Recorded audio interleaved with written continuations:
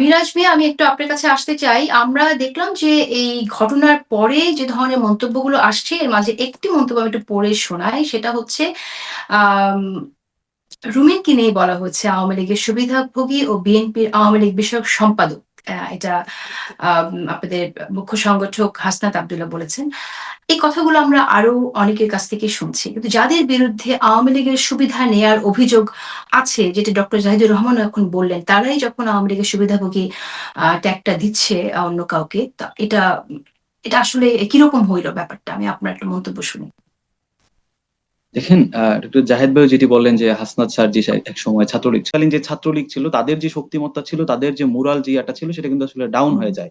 এই সার্জিস হাসনাত তারা, তাদের মতো যারা ছাত্রলীগ, আপনি যদি আগের সংশ্লিষ্টতা থেকেও যদি বলেন, আমার যেহেতু অন্য প্রশ্নে যেতে হবে মিরাজ, মানে আমি যদি একটু একটু সংক্ষেপে সংক্ষেপে বলি, যদি বলেন। যে আমি যেটা বলতে চাচ্ছি, এই সার্জিস হাসনাত তারা যদি ছাত্রলীগ হয়েও থাকে, এই সার্জিস হাসনাতের এই বাংলাদেশের জন্য জুলাই গণঅভ্যুত্থানের প্রেক্ষাপটে শেখ হাসিনাকে তাড়ানোর জন্য যে এই ভূমিকা, এটা আসলে রুমিন ফারহানার মতো আরো 10 জন 10 বার বাংলাদেশে জন্মগ্রহণ করলেও এটি আসলে সম্ভব না। কেন সম্ভব না?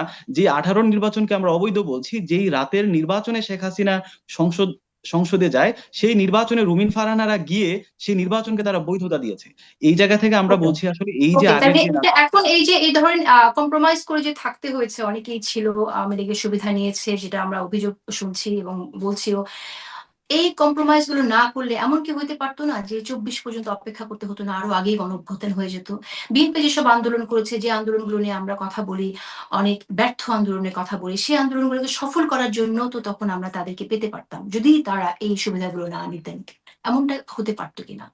এত মানুষের হয়তো প্রাণ দিতে হতো না, 24 পর্যন্ত হয়তো অপেক্ষা করতে হতো না। মানে এমনও তো আপনার, ভাবা যায়। মানে আপা আপনি আসলে যে জায়গাটিতে আসলে একটা মিস্টেক করে যাচ্ছেন, সেটা হচ্ছে আসলে রাজনৈতিক দলগুলোর গত 53 বছরের যে ব্যর্থতা, এটা আসলে আপনি শিক্ষার্থীদের উপর আসলে চাপিয়ে দিচ্ছেন। শিক্ষার্থীরা যদি না, না, সচেতন না, না, না, থাকতেন, না, না, না, ওই শিক্ষার্থীদের জায়গা উপর থেকে কেন আসলে চাপাবো আমরা আমি? মনে করি যে আসলে শিক্ষার্থীদের উপর এখানে চাপাবো না।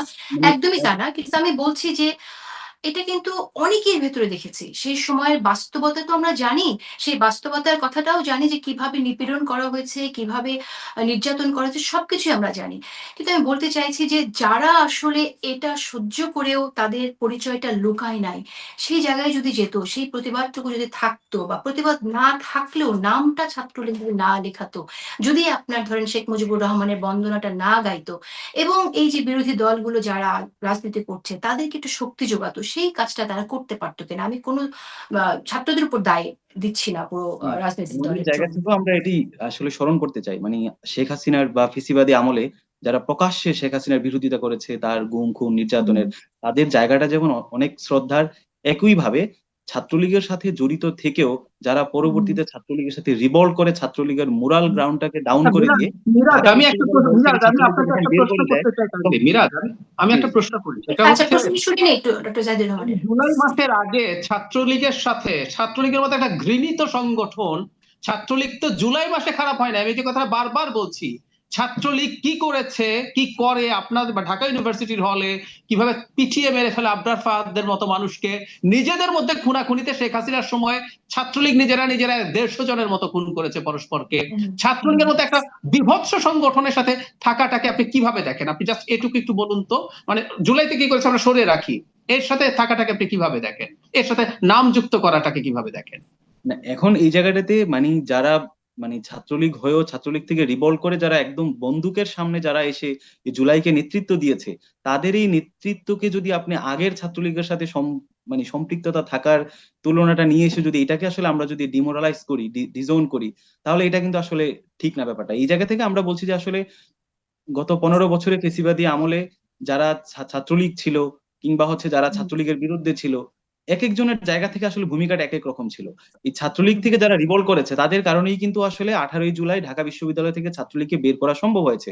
যদি ছাত্রলীগের পোলাপান যদি গণহারে যদি প্রত্যাহার না করতো, ছাত্রলীগ থেকে না, যদি ঠিক আছে। পদত্যাগ না প্রশ্নটি করতো, প্রশ্নটি ছিল এই আমি জায়গা থেকে আসলে বাস্তবতাটা কিন্তু আপনারা অনেকবার এক্সপ্লেইন করেছেন মিরাজ, আমরা অনেকবার শুনেছি এটা। কিন্তু আবার প্রশ্নটি এসেছে যে আরেকজনকে আওয়ামী লীগের সুবিধাভোগী বলার কারণেই এই প্রশ্নটা এসেছে আসলে। আমি শেষ করতে হবে, একেবারেই সময় শেষ। আমি ডক্টর জাহিদুর রহমান, আমি আপনার কাছে একটু শুনতে চাই যে আম এই যে একটি বিষয় আমরা বারবার শুনছি যে 15 বছর যা হয়নি এখন তা হচ্ছে। এটা বলা কি আপনার কাছে মনে হয় না একরকম এক্সাজারেশন? আচ্ছা, আমি আসি, আপনি যে কথাটা বলেছেন আমি এটা একটু রিটারেট করতে চাই। এই লাভগুলো আমরা তুলতে চাই নাই, কে কোথায় কি ছিল, এগুলো ওনারা ইনিশিয়েট করেছেন। আওয়ামী লীগ ট্যাগ দেয়া, ভারতের ট্যাগ দেয়া, ভারতে হাসিনার কাছে পাঠিয়ে দেব, দে স্টার্টেড ইট। সেই কারণেই আসলে এই আলাপগুলো আসে। এই আলাপগুলো না হওয়া ভালো। যখন ওনারা আনবেন, দে শুড বি রেডি যে এটা পাল্টা ইয়ে হবে। 15 বছর ভালো ছিলাম, যে পয়েন্টে উনি বলেছেন এটা হয়তো সত্য স্টেটমেন্ট, কারণ ওনার উপরে এই ধরনের হামলার চেষ্টা হয় নাই। কিন্তু আপনি যেটা বললেন এটার একটা জেনারেলাইজেশনের সুযোগ আছে, এবং এটা খুবই পলিটিক্যালি ইনকারেক্ট কথা বলে আমি মনে করি। এটাকে যে কেউ এক্সাজারেটেড হিসেবে নিয়ে সেই সময়টাকে ইভেন এর চাইতে ভালো ইন অল সেন্স কেউ ব্যবহার করার চেষ্টা করতে পারে। আবার বলছি, উনিও রাজনীতি করেন এবং ওনার পলিটিক্যালি কারেক্ট কথা বলা দরকার, কারণ শত্রুরা এই জিনিসগুলো, আওয়ামী লীগের কথাই বলছি, এই বিশেষ করে জিনিসগুলো আওয়ামী ব্যবহার লীগ করতে যখন পারে। এই কথাটা বলছে একদম আগেই একদম ভালো একদম ছিলাম, তাদের আমি যারা একমত সফট আপনার আওয়ামী সাথে, লীগে যারা আছে তারা আমি বলেই যাচ্ছে একমত আপনার সেটা সাথে। আমাদের শেষ করে দিতে হবে। একটু বলতে শেষ মন্তব্য আপনার কাছে শুনতে চাই। আমরা আবারও শুনলাম নাহিদ ইসলামী মন্তব্য করেছেন যে নির্বাচন হবে না। আপনি জানেন এর আগে নাসির পাটোয়ারিও বলেছেন ফেব্রুয়ারিতে নির্বাচন হবে না। এত বোল্ডলি নির্বাচন হবে না যখন আমরা শুনছি এই রাজনীতিবিদদের কাছ থেকে, তরুণ রাজনীতিবিদদের কাছ থেকে, তখন আপনি আসলে কিভাবে দেখছেন যে নির্বাচন নিয়ে শঙ্কা তো রয়েই গেল নাকি? আমি এখন পর্যন্ত তাদের এই বক্তব্যগুলোকে চাপ তৈরির চেষ্টা হিসাবে দেখতে চাই, কারণ নির্বাচন যত এগিয়ে আসবে তাদের নিজস্ব কিছু আন্ডারস্ট্যান্ডিং আছে ক্রিয়াশীল দলগুলোর সাথে। তারা সংসদে মানে এনসিপিতে খুবই হাইপ তৈরি করেছে যে তারা অনেক বড় দল। এখন তাদের সেটার সাথে ম্যাচ করে এরকম কিছু প্রতিনিধিত্ব পার্লামেন্টে হয়তো তাদের প্রয়োজন। আমি নিশ্চিত নই, কিন্তু আমি শুনছি, আমি যেহেতু কোথাও পাবলিশ মিডিয়াতে, অবশ্য মেইন মিডিয়াতে এই ধরনের নিউজ এসেছে যে তারা এক ধরনের সিটের নেগোসিয়েশন করছেন। আমার ধারণা নির্বাচনকে আনসার্টেইন অবস্থায় যদি নিয়ে যাওয়ার চিন্তা করা যায়, সেই চাপ যদি দেওয়া যায়, তারা হয়তো বৃহৎ তাহলে কোনো সিটের দলের, নেগোসিয়েশন প্রপারলি আমি ওয়ার্ক আমি করবে, এখন বেটার পর্যন্ত বেটার ওয়ার্ক আমি করবে এখন বলে পর্যন্ত আপনি মনে সেই করে করছেন। দেখতে চাই। এই সিটের নেগোসিয়েশন নিয়ে আমরা এক সময় কথা বলবো। এটা খুবই গুরুত্বপূর্ণ একটি বিষয়, কারণ এই নেগোসিয়েশনের মধ্যে দিয়ে আসলে কি নিশ্চিত করা যায় কিনা সিট, এটা আমরা কথা বলবো। শেষ করে দিতে হবে আমার প্রোগ্রাম। আমি একটু মিরাজ মিয়া আপনার কাছে লাস্ট মন্তব্য শুনতে চাই যে নির্বাচন হবে না এটা বলার মধ্যে দিয়ে কি আপনারা নির্বাচন প্রতিহত করার বার্তা দিচ্ছেন কিনা? একদমই না। আমরা আজকেও নাহিদ ইসলাম বলেছেন নির্বাচন প্রয়োজনে ডিসেম্বরে হোক, তবে রাষ্ট্রের যে বেসিক যে কাঠামো, সেই কাঠামোগত সংস্কার এবং পরিবর্তনের মাধ্যমে। আমরা বারবার বলছি যে গণপরিষদ নির্বাচনের মাধ্যমে নতুন সংবিধান